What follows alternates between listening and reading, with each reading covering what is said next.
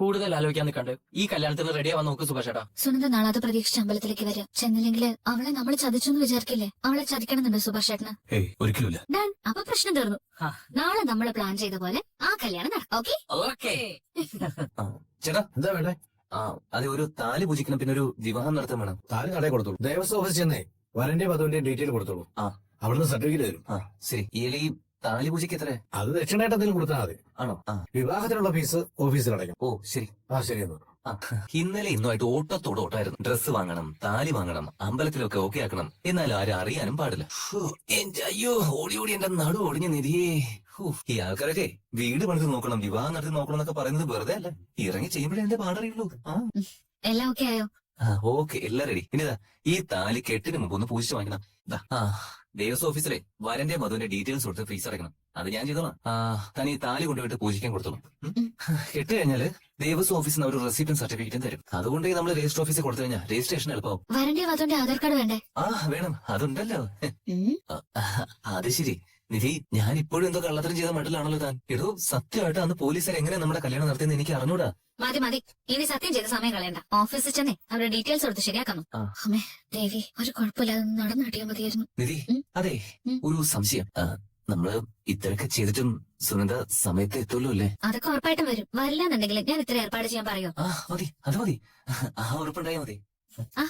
ദൈവം വന്നല്ലോ. ശരിക്കും കല്യാണം ചെറുക്കനായല്ലോ. സുഭാഷേട്ടാ, എന്താണ് വലിയ ടെൻഷനിലാണല്ലോ. നിങ്ങളൊന്ന് ടെൻഷൻ അടിക്കാതിരിക്കുന്നേ. അതെ സുഭാഷ് നികേഷ്, ഒരു ടെൻഷനും വേണ്ട. ഇന്നലെ അവൾ ഈ നടയിൽ വെച്ച് വാക്ക് വന്ന് പോയതാ. 10 മണിക്ക് എല്ലാം നടന്നിരിക്കും. അത് കഴിഞ്ഞാലുള്ള പ്രശ്നം കൊടുത്താ സുഭാഷിന്റെ പേടി. അക്കാര്യത്തിൽ ഒട്ടും മേടിക്കണ്ട. അവരെന്ത് പ്രശ്നം ഉണ്ടാക്കിയാലും നമുക്ക് നോക്കാന്നേ. പിന്നെ അല്ലാതെ. ഞാൻ ചെന്നേ ദേവസ്വം ഓഫീസിലെ ഡീറ്റെയിൽസ് കൊടുത്തിട്ട് വരാം. ആദ്യം അവള് വരട്ടെ, എന്നിട്ടാവാ അതൊക്കെ. അതേക്കുറിച്ച് ടെൻഷൻ വേണ്ട സുഭാഷ് നികേഷ്. വായടാ അതേന്നേ, കല്യാണം എന്നുള്ള ചില്ലറ കാര്യമാണോ? എത്ര ജോലികളാ തീർക്കാനുള്ള? ഗംഗയുടെ ധനേന്റെ കൂടെ രാവിലെ ഇറങ്ങിയതാ. ധനേന്റെ കുറെ കൂട്ടുകാരെ കല്യാണം ക്ഷണിക്കാനുണ്ട്. ഞാനിപ്പോ ഇറങ്ങും. നമ്മളുടെ അടുത്തുള്ള കുറച്ച് ബന്ധുക്കളുണ്ട്. അവർക്കൊന്നും കുറി ഫോണിൽ അയച്ചു കൊടുത്താൽ ശരിയാവില്ലെന്നേ. ഞാനും ധനേന്റെ കൂടെ പോയി ക്ഷണിക്കേണ്ടതാ. ഫോൺ എടുക്കുന്നില്ലേ? വീട്ടിൽ ആളുണ്ടെന്ന് തോന്നുന്നു, അതെടുക്കാത്ത. അല്ല, ഇനി വരാതിരിക്കോ നിധി? ഇല്ലെന്ന്. എന്തിനാ ഇങ്ങനെ തെറ്റായിട്ട് ചിന്തിക്കുന്നത്? വരും, നമ്മൾ ഉറപ്പ് പറഞ്ഞല്ലേ. വീട്ടിലെല്ലാവരുടെയും കണ്ണുപിടിച്ചു വേണ്ടേ വരാൻ. ഹലോ, എടുത്തു പുറപ്പെട്ടോ. അമ്മ ഇറങ്ങാൻ വേണ്ടി കാത്തിരിക്കുക. ഇപ്പൊ ഇറങ്ങും. പ്രശ്നമൊന്നുമില്ലല്ലോ. ഞാനിങ്ങോട്ട് വരണോ? അയ്യോ വേണ്ട, അത് അതിലും വലിയ പ്രശ്നവും. അമ്മ പോട്ടെ, പിന്നാലെ ഞാൻ അമ്പലത്തിലേക്കാന്ന് പറഞ്ഞ് ഇവിന്ന് ഇറങ്ങിക്കോളാം. ശരി. പിന്നെ സുനന്ദ, ഒരു കാര്യം കൂടി. എന്താ? വരുമ്പോഴേ നിന്റെ എല്ലാ സർട്ടിഫിക്കറ്റുകളും ആധാർ കാർഡും പാൻ കാർഡും ഉണ്ടെങ്കിൽ അതും അടക്കം എല്ലാ രേഖകളും മറക്കാതെ എടുക്കണം. ശരി, ഞാൻ എടുത്തോളാം. ശരി, ഞങ്ങളിവിടെ വെയിറ്റ് ചെയ്യാം. സുഭാഷേട്ടൻ എത്തിയോ? പിന്നെ സുഭാഷേട്ടനോടെ കസവും കൊണ്ടും ചന്ദന കളർ ഷർട്ടൊക്കെ ഇട്ട് താനി കല്യാണ ചെറുക്കനായിട്ട് കാത്തിരിക്കുന്നുണ്ട്. നിനക്ക് കൊടുക്കാനുള്ള സാരിയൊക്കെ ഇവിടെ വാങ്ങി വെച്ചിട്ടുണ്ട്. വേഗം വന്നാ മതി. ശരി, അവിടെ കാണാം. അത് കലക്കിടോ. സർട്ടിഫിക്കറ്റിന്റെ കാര്യം ഓർമ്മിച്ചേ എന്തായാലും നന്നായി. എനിക്ക് സംഭവിച്ചത് അവൾക്ക് സംഭവിക്കാൻ പാടില്ലല്ലോ. എന്ത് തടഞ്ഞു വെച്ചാലും സർട്ടിഫിക്കറ്റ്സ് തടഞ്ഞു വെക്കില്ലെന്ന് ഞാൻ കരുതിയത്. അങ്ങനെയല്ലല്ലോ സംഭവിച്ചത്. സുനന്ദയുടെ വീട്ടുകാരാണെങ്കിൽ ഈ കല്യാണം കഴിഞ്ഞ് അവളെ അങ്ങോട്ട് കാലുകുത്താൻ പോലും സമ്മതിക്കില്ല. അതുകൊണ്ട് ഇപ്പോഴെല്ലാം എടുത്ത് വെക്കുന്നില്ല നല്ലത്. ചാടിപ്പോയി കല്യാണം കഴിച്ചത് നന്നായി അല്ലേ നിധി? ഇത്തരം കാര്യങ്ങൾക്ക് ഒരു എക്സ്പീരിയൻസ് ഒന്നല്ലോ. ഹലോ, ഞാൻ കല്യാണം കഴിക്കാൻ വേണ്ടി ഓടിപ്പോകുന്നതല്ല. അങ്ങനെ ഒരു സാഹചര്യത്തിൽ വേറെ ഒരു നിവൃത്തിയില്ലെന്ന് നിങ്ങളൊക്കെ കൂടി പറഞ്ഞു ചെയ്യിപ്പിച്ചതാ. അത് ഞാൻ കല്യാണമായിട്ട് കണക്കാക്കിയിട്ടില്ല. അയ്യോ സോറി കേട്ടോ, ഞാൻ ഇയാളുടെ ടെൻഷൻ കുറയ്ക്കാൻ വേണ്ടി ഒരു തമാശ പറഞ്ഞാണേ. അങ്ങനത്തെ തമാശ വേണ്ട, കേട്ടല്ലോ? ഓ കേട്ടു. ഇനി ഇങ്ങനെയുള്ള തമാശകൾ മനസ്സിൽ വരുമ്പോഴേ ഞാനൊന്ന് ശ്രദ്ധിച്ച് പറഞ്ഞോളാം. ശ്രദ്ധിക്കണം. അയ്യേ, വെറുതെ വേലിമേറുന്ന പാമ്പനെടുത്ത് മടിയിൽ വെച്ചതുപോലെ ആയി. വേണ്ട, പോകുമ്പോ കാശും സ്വർണ്ണവും കൊണ്ടുപോയി എന്നുള്ള പേര് വേണ്ട. വെയില് മൂക്കും മുമ്പ് പെട്ടെന്ന് പോയിട്ട് വരാൻ നോക്കും. ശരി ശരി, ഞാൻ ഇറങ്ങുക. ഇല്ല, ഞാൻ ഇറങ്ങാൻ തുടങ്ങുക. അമ്മേ, അവളുടെ മേലെ എപ്പോഴും ഒരു കണ്ണു വേണേ. താരം കിട്ടിയ പെണ്ണ് അവന്റെ വീട്ടിലേക്ക് ഓടും. അതൊക്കെ ഞാൻ നോക്കിക്കോളാം. നീ അങ്ങോട്ട് ഇറങ്ങാൻ നോക്ക്. പിന്നെ വസന്തയുടെ വീട്ടിലോട്ട് ക്ഷണിക്കാൻ പോകുമ്പോഴേ അമ്മൂന്റെ കുട്ടിക്ക് തിന്നാൻ എന്തെങ്കിലും വാങ്ങി കൈ വെച്ചേക്കണേ. മൂക്കും പേര് കുട്ടിക്ക് എത്ര കൊടുത്താലും തളക്ക് മതിയാവില്ല. ആ സ്നേഹം മോനോടുണ്ടോ? അതും അമ്മ എന്തിനാ അച്ഛമ്മയോട് അങ്ങനെ പറഞ്ഞിട്ട് പോകാൻ പോയത്? ഇനി ആ തള്ളയുടെ വക 100 കൂട്ട ചോദ്യം ഉണ്ടാവും. എങ്ങോട്ടാ? അമ്പലത്തിലേക്ക്. ഈ നേരത്തോ? എന്താ കുഴപ്പം? പ്രാതല് കഴിച്ചിട്ട് ആരെങ്കിലും പ്രാർത്ഥിക്കാൻ പോവോ? അത് രാവിലെയല്ലേ ചെയ്യേണ്ടത്. അമ്പലം ഉച്ചവരെ ഉണ്ടല്ലോ. അപ്പൊ പിന്നെ എപ്പോ വേണമെങ്കിലും പോവാലോ. നിന്നെ എവിടെയും വിടണ്ടെന്നാ നിന്റെ അമ്മയുടെ ഓർഡർ. അമ്പലത്തിലേക്കല്ല അച്ഛമ്മേ. പൊക്കോ. അമ്മ വന്ന് ചോദിച്ചിട്ട് എപ്പ വേണോ പൊക്കോ. അച്ഛമ്മ ഇന്നലെ ഇത് കണ്ടില്ലല്ലോ. ഇല്ലെന്നേ, നിന്റെ അച്ഛൻ റിമോട്ട് എടുത്ത് വാർത്ത കാണാൻ ഇരുന്നില്ലേ? ഞാൻ കണ്ടിരുന്നു. ഉഗ്രൻ എപ്പിസോഡായിരുന്നു. നീ എങ്ങനെ കണ്ടു? അത് ഫോണില് ഹോട്ട്സ്റ്റാറില്. മുറിയിലേക്ക് അച്ഛമ്മേ. ഇവിടെ വെറുതെ ടെൻഷൻ അടിക്കണ്ട. അവള് വരുന്നേ. താനെ കുടിച്ച് കുടിക്കേ. നീ എന്തേ കാണിക്കുന്നേ? വിയർത്തൊലിക്കുന്നുണ്ടല്ലേ? അത് ഈ വെയിലുള്ളതുണ്ടോ? അതിന് മാത്രം വെയിലൊന്നുമില്ലല്ലോ. വേണ്ട.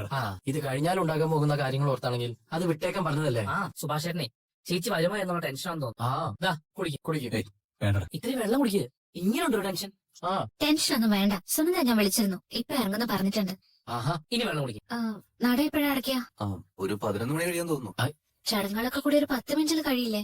അകത്ത് കൊണ്ടുപോയി താലി ചേട്ട് പൂജിച്ച് വാങ്ങണം. തിരിച്ചു വന്ന് മന്ത്രം ചൊല്ലി താലി കഴുത്തിൽ അണിയണം. അത്രേ ഉള്ളൂ, സംഗതി തീർന്നു. അത്രേ ഉള്ളൂ. ഇയാളെ ഒരു കാര്യം ചെയ്യ്, അകത്ത് പോയി ഈ താലി ചേട്ട് നട അടയ്ക്കുന്നതിന് മുമ്പേ പൂജിച്ച് വാങ്ങ. ശരി. എന്റെ സുഭാഷ് ഒന്ന് ഹാപ്പി ആയിട്ടിരിക്കും. അതേനെ ഹാപ്പി ആയിരിക്കും. മുഹൂർത്തത്തിന് മുമ്പ് ചേച്ചി. എല്ലാം നടക്കുന്നേ, ഹാപ്പി ആയിട്ടിരിക്കേ. ഈശ്വര, ഈ കല്യാണം കഴിയുന്നതോടെ അച്ഛനും അമ്മയും എന്നെ വെറുക്കാൻ ഇടവരുത്തരുതേ. അവർക്ക് ഞാൻ ചെയ്തതാണ് ശരിയെന്ന് തോന്നിക്കണേ. ഈ താലി ഒന്ന് പൂജിക്കണായിരുന്നു. ചെറുക്കനും പെണ്ണും എത്തിയോ? ചെറുക്കനുണ്ട്, പെൺകുട്ടി ഇപ്പൊ വരും. നടയിൽ വെച്ചിട്ട് പൊക്കോളൂ. പുറത്ത് അവിടെ നിന്നാ മതി. അവിടെയാ കെട്ട് പതിവ്. നടയടച്ച് പൂജ കഴിയുമ്പോ പൂജിച്ച താലിയുമായി അവിടേക്ക് വരാം. ശരി തിരുമേനി. എന്താ തരേട്ടാ? നീ ഇറങ്ങിയല്ലോ ബസ് കയറാൻ നിക്കുക. നേരെ വസന്തയുടെ വീട്ടിലേക്കല്ലേ? അതെ. ഒരു കാര്യം ചെയ്യും, അളിയന് കൊടുക്കാനേ ഞാനൊരു പാക്കറ്റ് അലമാരി വെച്ചിട്ടുണ്ട്. ഒരു സ്പ്രേയും കുറച്ച് മിഠായും ഒരു സാരിയൊക്കെയാ, അതുകൂടെ അങ്ങ് എടുത്തു. ഇനി ഞാൻ തിരിച്ചു പോകണ്ടേ തരേട്ടാ? 2 അടിയല്ലേ ഉള്ളൂ. നീ മാത്രമായിട്ട് ക്ഷണിക്കാൻ ചെന്നേലേ, അല്ലെങ്കിൽ തന്നെ അവള് വിഷമം പറയും. ഞാൻ ഗൾഫിൽ നിന്ന് വന്നിട്ടൊന്നും കൊടുത്തില്ല എന്നുള്ള പരാതി വേറെയും. എന്തിനാ ഇങ്ങനെ വരുമ്പോ ഓരോന്ന് കൊടുക്കുന്നേ? അവളുടെ ഭർത്താവിന് നാട്ടിൽ കിട്ടുന്ന ശമ്പളം ഇല്ല നിങ്ങൾക്ക് അവിടെ, അത് മറക്കണ്ട. എടി, പക്ഷെ അവന് ഗൾഫുകാരൻ എന്നുള്ള വിലയില്ലല്ലോ. ഉണ്ടോ? നീ അതുകൊണ്ട് കൊടുക്കാന്നു. ശരി. അതെ, എന്റെ വീട്ടുകാർക്ക് എന്തെങ്കിലും കൊടുക്കാൻ തുടങ്ങുമ്പം അപ്പൊ അവള് തുടങ്ങും തടസ്സം പറച്ചില്. പോവാ. ശരി. നിധി, എന്തേ? താലി പൂജിക്കാൻ കൊടുത്തിട്ടുണ്ട്. അടച്ചു പൂജ കഴിഞ്ഞാൽ തിരുമേനി അതുമായിട്ട് വരും. സുരന്തേച്ചി വരെ വന്നില്ലല്ലോ. മണി 10 ഒന്നുകൂടെ വിളിച്ചു പോകണം. അവളുടെ അമ്മ ചിലപ്പോ ഇറങ്ങി കാണില്ല. അമ്മ ഇറങ്ങിയാലുടനെ വരാന്നാ പറഞ്ഞത്. ഇതിനിടയിൽ നമ്മളെ വിളിച്ചിട്ട് കുഴപ്പാക്കണോ? അത് ശരിയാ. എന്തായാലും നമുക്ക് വെയിറ്റ് ചെയ്യാം. സുനിത വരട്ടെ. സുഭാഷ് ടെൻഷൻ മാറിയില്ലേ? ഉറപ്പായിട്ട് വരുന്നേ. ഇപ്പൊ വരും. വീട്ടിൽ നിന്ന് അറിയുന്ന പറഞ്ഞു. എവിടേക്കാ? നിക്കളി എവിടെ?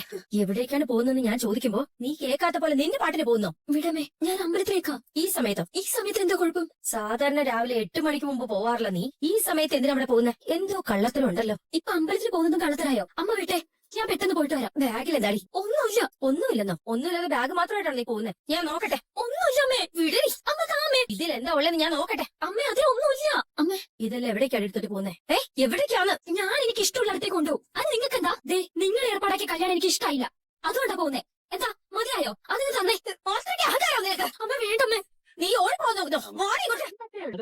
നിങ്ങളോടല്ലേ അമ്മേ ഞാൻ ഇവിടെ ശ്രദ്ധിക്കണമെന്ന് പറഞ്ഞത്? എന്നിട്ട് അവളെ പുറത്ത് പോകാൻ വേണ്ടിട്ട് നിങ്ങൾ ഇവിടെ സീരിയൽ കണ്ടിരിക്കുകയാണോ? എന്നോട് അമ്പലത്തിൽ പോണോന്ന് പറഞ്ഞു. പറ്റില്ലെന്ന് ഞാൻ പറഞ്ഞതുവാ. നീ വന്ന് ചോദിച്ചിട്ട് എന്ത് വേണമെങ്കിലും ആയിക്കോളാൻ പറഞ്ഞു. ഇവള് അറിയാതെ പിന്നിലൂടെ പോയി കാണും. അവിടെ നിക്കടി. അമ്മ വീട് വീടാ, എനിക്ക് പോകണം. സർട്ടിഫിക്കറ്റ് എടുത്ത് നീ എങ്ങോട്ടാടി പോകുന്നേ? ഞാൻ സുഭാഷിന്റെ കാണാൻ പോവാ. എന്നെ വിളി, എനിക്ക് പോകണം.